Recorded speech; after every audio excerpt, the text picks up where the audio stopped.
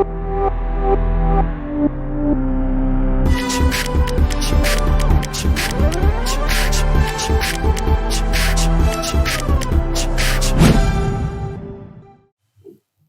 Everyone, welcome back. Let's continue with limit. Limit में देखो ये एक दो क्वेश्चंस लिखे हुए हैं। Limit x tending to 0, cos of t square dt का integration 0 to x upon x, and this is f2 का वैल्यू 6 गिवन है, f'2 का value 1/48 and we need to find this limit. Integration है। Integration की बात करें तो integration आपको बेसिक फॉर्म का आता होगा because you have done that in physics. लेकिन तो ये वाला इंटीग्रेशन तो आप फिर भी कर लोगे, this integration would be difficult. cos of t square का इंटीग्रेशन वोंट बी पॉसिबल। लेकिन we are not going to do integration, we are directly going to find the answer. And for that what I am going to do is I am going to do tell you Leibniz rule. This is something that we are going to learn, और उसके बाद ये question में without integration we will be having the answer. तो Leibniz rule क्या बोलते हैं कि if there is a function fx, इसका इंटीग्रेशन करना है x के रिस्पेक्ट में, लिमिट अगर a से b है तब तो आपको बेसिक डिफरेंस इंटीग्रेशन आता है। आप इंटीग्रेशन करेंगे और पहले अपर लिमिट पुट करेंगे माइनस लोअर लिमिट पुट करेंगे। For example if I say कि fx का इंटीग्रेशन gx है, so this will be gx a to b and that will give me gb minus ga। इतना part आपको पहले से आता है and what we call it definite integration. But in this case what I am going to tell you कि ये जो fx है इसका इंटीग्रेशन करना है हमें phi t से psi t, phi t से psi t में इंटीग्रेशन करना है। सिंपल, fx का इंटीग्रेशन gx हो जाएगा तो g of phi t minus g of psi t, so that will be simple gx limit हो जाएगा phi t से psi t। ना लिमिट पुट किया तो g of psi t minus g of phi t। ना suppose we have to differentiate this, इसको differentiate करना हो तो what is the variable of this function? So the usual answer is x, which is actually not true because if you see here, इसी का value लिखा हुआ है, इस पूरे का वैल्यू जो देखोगे इसमें कहीं भी x नहीं है। This is a function of t actually, because x variable है fx के लिए, इंटीग्रेशन के लिए t x वेरिएबल है। इंटीग्रेशन करने के बाद हमने x की जगह phi t और psi t रख दिया, मतलब now this is a function of t which you can see here. तो अगर ये t का फंक्शन है तो इसको डिफरेंशिएट भी हम t के रिस्पेक्ट में कर सकते हैं। तो t के रिस्पेक्ट में अगर मैं इसको डिफरेंशिएट करूंगा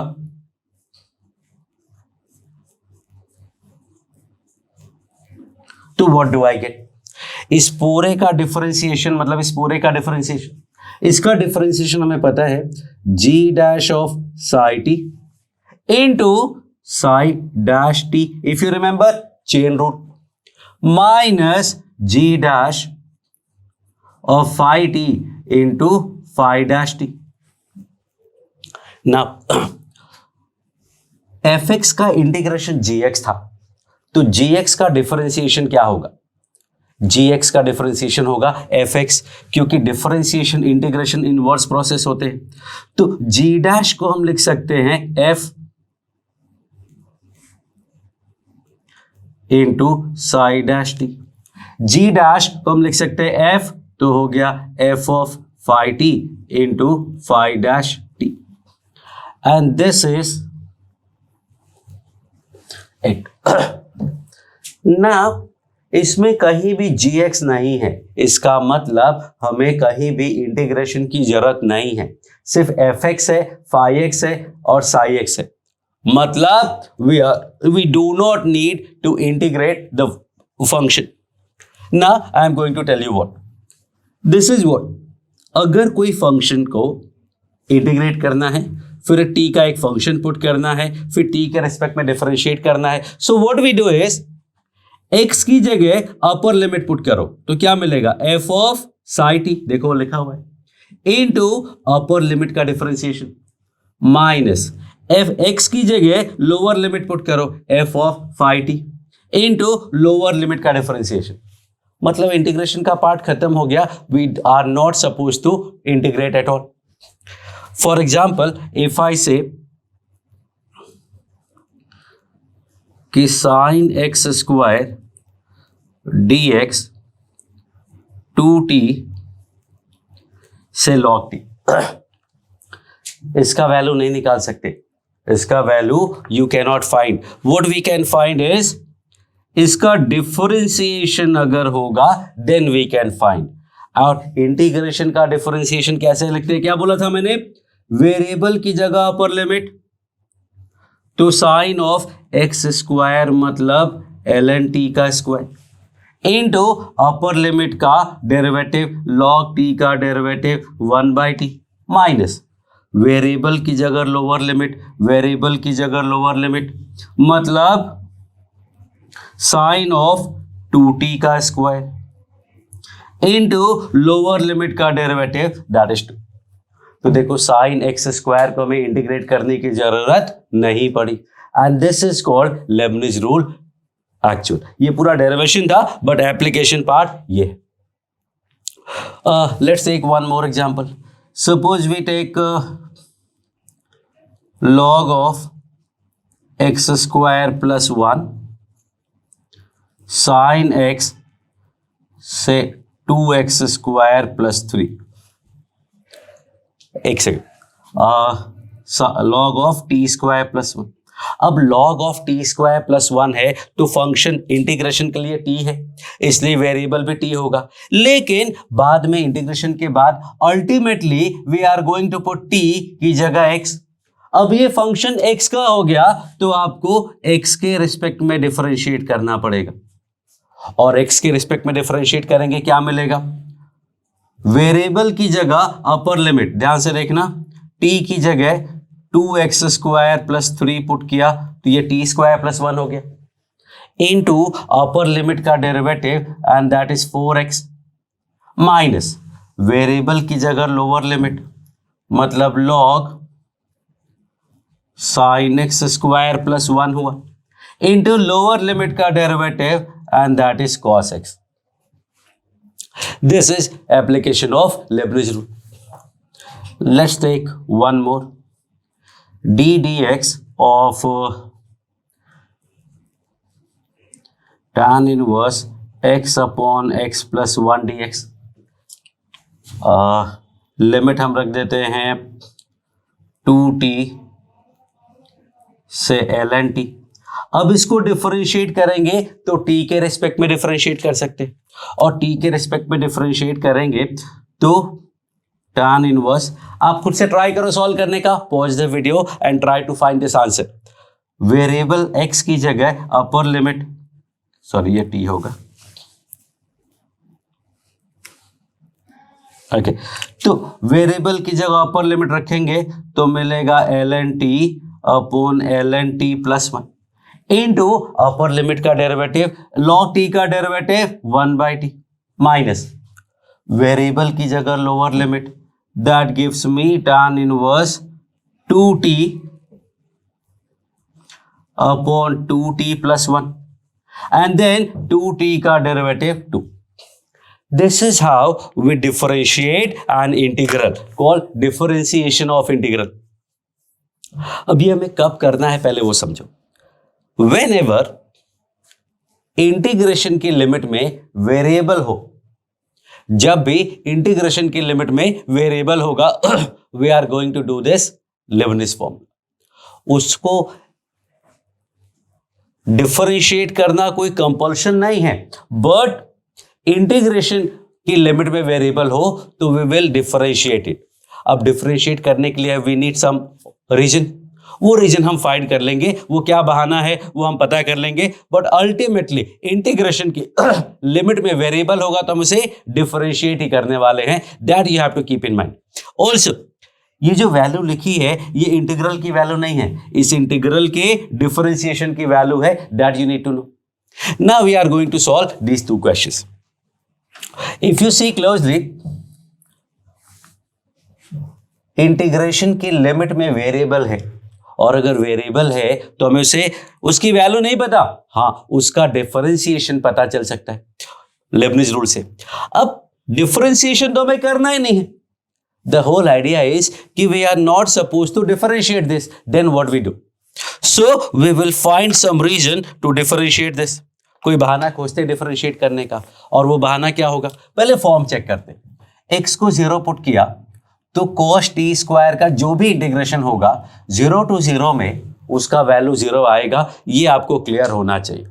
कोई भी फंक्शन का इंटीग्रेशन, हमें cos t स्क्वायर का इंटीग्रेशन नहीं पता है, but not going to matter, क्योंकि 0 से 0 अगर बात करेंगे तो वैल्यू 0 ही आएगी. किसी भी फंक्शन का integration, definite integration a to a, starting भी a एंड भी a, तो वो 0 ही आएगा.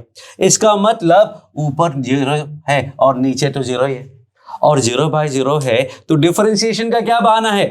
That we are going to use L'Hopital. 0 by 0 में एल हॉस्पिटल का यूज कर सकते हैं. अब लॉपिटल यूज करेंगे तो ऊपर को डिफरेंशिएट करना पड़ेगा और नीचे डिफरेंशिएट करना पड़ेगा. We will get the answer. Now pause the video and try to find this. I am going to do this. So variable की जगह upper limit into upper limit का डेरिवेटिव 1 माइनस वेरिएबल की जगह lower limit into lower limit का derivative upon x. No, x नहीं आएगा, 1 आएगा. Differentiate कर रहे हैं, डिफरेंशिएट करोगे, लॉपिटल लगाओगे तो ऊपर भी डिफरेंशिएट करना है और नीचे भी डिफरेंशिएट करना है. अब x को 0 पुट किया तो ये मिला cos 0 दैट इज 1, और ये 0 और अपॉन 1 दैट गिव्स यू 1. हमें cos t स्क्वायर का इंटीग्रेशन नहीं आता है, लेकिन फिर भी आंसर आ गया, क्योंकि इंटीग्रेशन को हमने वापस डिफरेंशिएट किया यूजिंग लॉपिटल. तो देखो डिफरेंशिएशन करना है ये बताया नहीं गया आपको, बट 0 by 0 फॉर्म था, बहाना हमने खोज लिया. सो जब भी इंटीग्रेशन की लिमिट में वेरिएबल होगा we are going to differentiate it using Leibniz rule. अब उसका बहाना क्या है वो खोज लेंगे. Now second question similarly you need to try. तो पॉज करो, सॉल्व करो. I am going to tell you the first thing is कि ये जो x माइनस 2 है that will be out of integration. x minus 2 का इंटीग्रेशन से कोई लेना देना नहीं है, बिकॉज इंटीग्रेशन के लिए वेरिएबल t है एंड t को x से कोई मतलब नहीं है. मतलब x minus 2 is like a constant for integration. तो इंटीग्रेशन से कांस्टेंट बाहर आता है, जैसे आपका मन और 4 बाहर निकाल सकते हैं तो 4 बाहर निकाल लोगे, x माइनस 2 बाहर निकाल लोगे, that's okay. And now I am going to find the answer. 0 to f of x. Limit x tending to 2 है. लिमिट अगर x टेंडिंग टू 2 है so what do I get? f of 2 आएगा. 0 से f of 2, 0 से f of 2 मतलब 0 से 6? नहीं, ऐसा नहीं है. लेट मी से कि ये 6 है. ओके. अब फॉर्म चेक करोगे, जब x को 2 पुट करोगे तो लिमिट हो जाएगा 6 टू f of 2, और f of 2 का वैल्यू 6 गिवन है. f of 2 का वैल्यू 6 गिवन है तो लोअर लिमिट भी 6, अपर लिमिट भी 6, तो वैल्यू 0 आ जाएगी. इसका मतलब ये 0 by 0 फॉर्म है, मतलब हम डिफरेंशिएट कर सकते हैं इसको. तो लेबनिज रूल लगाते हैं. ऊपर आएगा 4 इंटू एफ एक्स का क्यूब, वेरिएबल की जगह upper limit, into upper limit का डेरिवेटिव माइनस वेरिएबल की जगह lower limit into lower limit का डेरिवेटिव डिवाइडेड बाय एक्स का डेरिवेटिव 1 और 2 का 0. तो 4 एफ ऑफ 2 का वैल्यू दिया है 6, तो 6 क्यूब हो गया. एफ डैश 2 का वैल्यू गिवन है 1/48, ये 0 हो गया, ये 1 हो गया, तो दैट इज योर आंसर. तो अगर 6 से कैंसिल करोगे तो 6 स्क्वायर हो जाएगा एंड 4 से कैंसिल किया 2 आ गया, 36/2 and that is basically 80. So that is the answer. तो always remember this is Leibniz rule. Leibniz rule में इंटीग्रेशन की लिमिट में वेरिएबल होता है, तो उसे डिफरेंशिएट करने के लिए ये मेथड है Leibniz rule, which is used in these two questions. तो आगे से कभी भी कोई क्वेश्चन आए जहां पर इंटीग्रेशन की लिमिट में वेरिएबल हो, we are going to use Leibniz rule. कैसे? कोई होगा बहाना, विल फाइंड. जैसे यहां बहाना क्या था, that we are going to use L'Hopital, इसलिए डिफरेंशिएट कर रहे हैं. जब डिफरेंशिएट करना है तो वेरिएबल की जगह, फंक्शन में वेरिएबल की जगह upper limit into upper limit का डेरिवेटिव माइनस वेरिएबल की जगह lower limit into lower limit का derivative, and that is called Leibniz rule. तो इसके और भी क्वेश्चंस आपके सामने आएंगे and we will solve like this only. Thank you.